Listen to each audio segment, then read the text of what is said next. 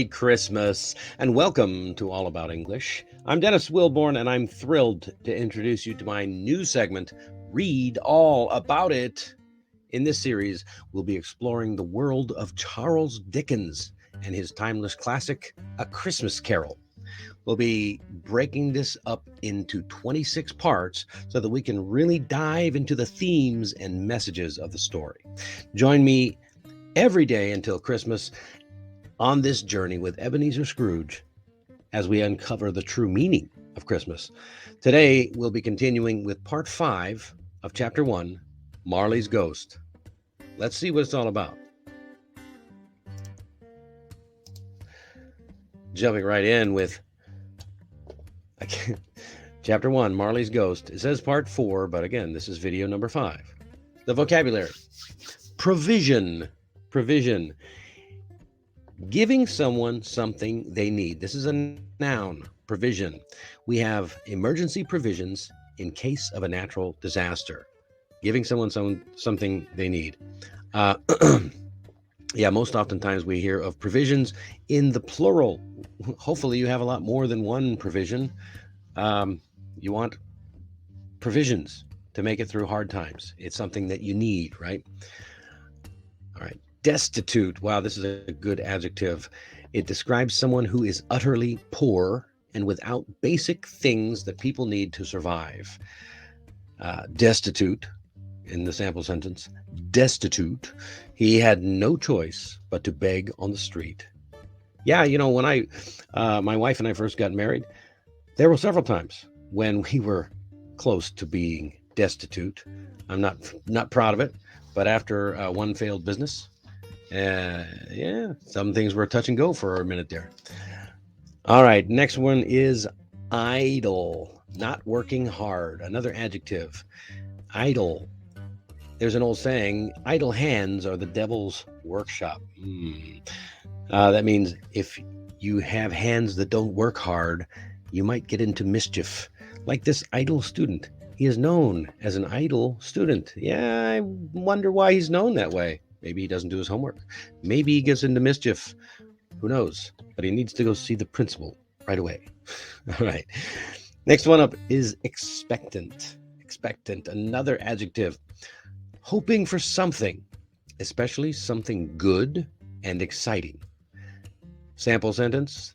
The children are expectant of the fireworks display. Yeah, I bet they are. I imagine they are more expectant of the Christmas presents that Santa Claus is going to bring. All right, our last vocabulary is a phrasal verb. This one's good. To pick one's pocket. All right, to pick a person's pocket means to steal from someone, to cheat someone. Just imagine you're picking something out of a pocket. It's a pickpocket. The sample sentence, someone picked my pocket on the crowded train. Not a good thing. I was with a friend many years ago in Barcelona, and the streets were all in an uproar because they had just won a big football match or something. And my friend had his pocket picked. Someone picked his pocket in the middle of the crowd. It was not fun. It kind of ruined the whole night, the whole rest of the day after that. But anyway, so pick, because it's a phrasal verb, the verb is pick. So you'll need to conjugate that properly. Pick, picks, picking, picked. All right, to be picking, Mr. Stevie Sticky Fingers, he picks pockets for a living. Anyway, moving right along, let's jump into the book passage. Again, we're still in chapter 1, Marley's Ghost. Now we're in part 4 of that chapter, or part 5, video number 5 for me. Remember, we left off, Scrooge's nephew had just left the building, and before the clerk could even close the door, 2 portly gentlemen came in. Do you remember the word portly, and what does it mean? Leave a comment. I'm not going to give it away. All right. Scrooge and Marley's, I believe, said one of the gentlemen, referring to his list. Have I the pleasure of addressing Mr. Scrooge or Mr. Marley? Marley died 7 years ago this very night. At this festive season of the year, Mr. Scrooge, said the gentleman, taking up a pen, it is more than usually desirable that we should make some slight provision for the poor and destitute, who suffer greatly at the present time. We are looking to raise a fund to buy the poor some meat and drink. What shall I put you down for? Nothing. You wish to be anonymous? I wish to be left alone. I don't make merry myself at Christmas, and I can't afford to make idle people merry. Finally, the hour of shutting up the counting house arrived. With an ill will, Scrooge admitted the fact to his expectant clerk. You'll want all day tomorrow, I suppose? If quite convenient, sir. It is not convenient, and it's not fair. If I was cut your pay for it, you'd think yourself mightily ill-used. Yes, sir. And yet you don't think me ill-used when I pay a day's wages for no work? It's only once a year, sir. A poor excuse for picking a man's pocket every 25th of December. But I suppose you must have the whole day. Be here all the earlier next morning. Ooh, wow. Wow, that was a little heated exchange there at the end between the clerk and Scrooge. All over a single day off for the Christmas holiday. All right, let's jump into these questions very quickly. How long ago did Marley die? Well, we finally get the answer. We didn't know at the very beginning. Now we have the answer. How long ago was it? It was... That's right. It was 7 years ago. This very night. Boom, boom, boom, boom, boom. Oh, I've got totally the wrong music on for this foreboding moment. And why did the two men want to talk to Scrooge? You remember? That's right. They were asking for money. They were asking for money, but not just any money. They're asking for donations. As you see, at this festive season of the year, Mr. Scrooge, said the gentleman, taking up a pen, it is more than usually desirable that we should make some slight provision for the poor and destitute.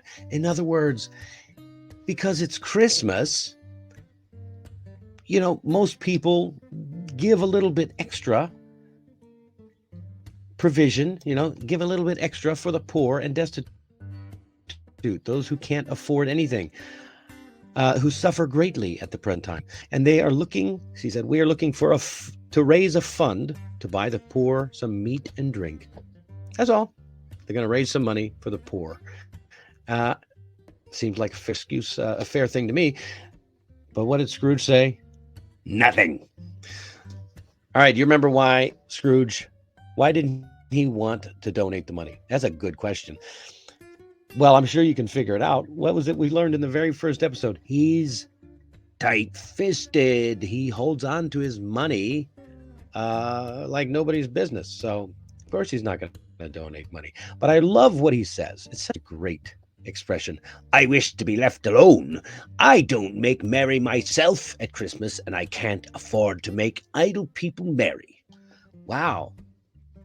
Those idle, he doesn't call them poor and destitute. He calls them idle, which is a nice way of saying, well, not a nice way, basically saying they're lazy. They don't work.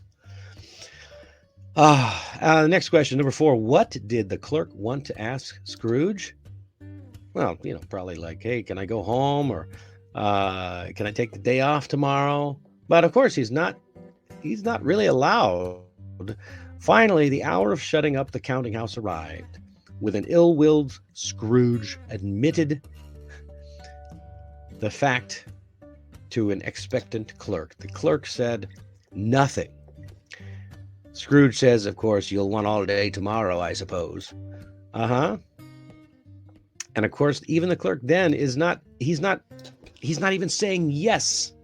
He says, if quite convenient, if it's okay, if it's all right with you, sir, please can I take the day off? And of course, what decision did Scrooge make about his clerk's day off?